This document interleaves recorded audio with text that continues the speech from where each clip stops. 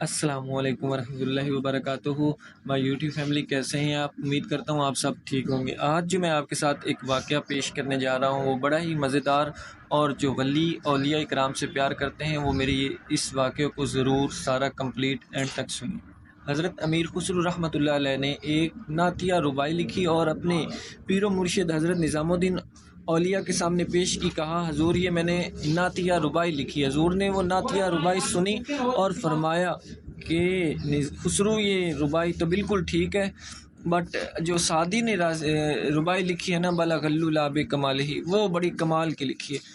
خسرو چلے گئے، دوبارہ پھر محنت کی اور بڑی اچھی ربائی پھر لکھ کر لے آئے، اور امیر اپنے مرشد حضرت نظام الدین اولیاء کو جو ہے وہ سنائی۔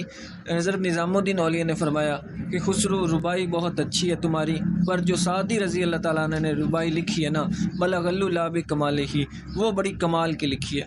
اسی طرح سلسلہ چلتا رہا۔ کچھ دن تک وہ خسرو رحمۃ اللہ علیہ اپنی ربائیاں اچھی لکھ کے پیش کرتے رہے، پر آگے سے ان کے مرشد حضرت نظام الدین اولیاء فرماتے رہے کہ خسرو جو سعدی نے ربائی لکھی ہے نا، بلغ لاب کمال ہی، وہ بڑی کمال کی لکھی ہے۔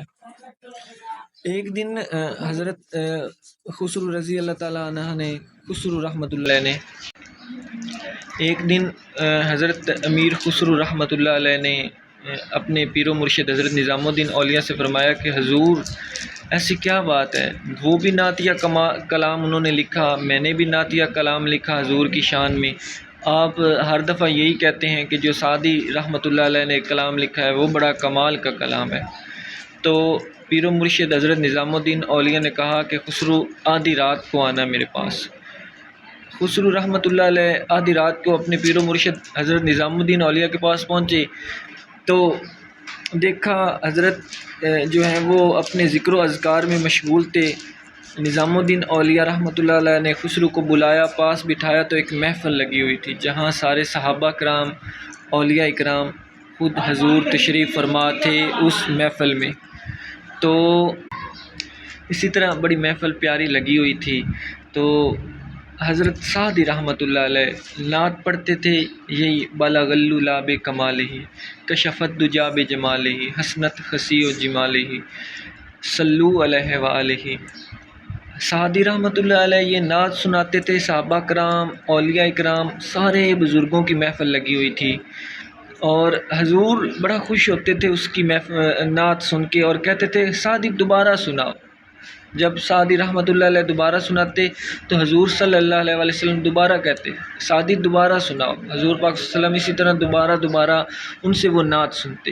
یہ واقعہ دیکھنے کے بعد حضرت امیر خسرو رحمۃ اللہ علیہ نے کہا کہ واقعی نعتیں تو میں بھی لکھتا رہا ہوں، لیکن جو سعدی رحمۃ اللہ علیہ نے، شیخ سعدی رحمۃ اللہ علیہ نے کلام لکھا ہے وہ بڑا کمال کا لکھا ہے۔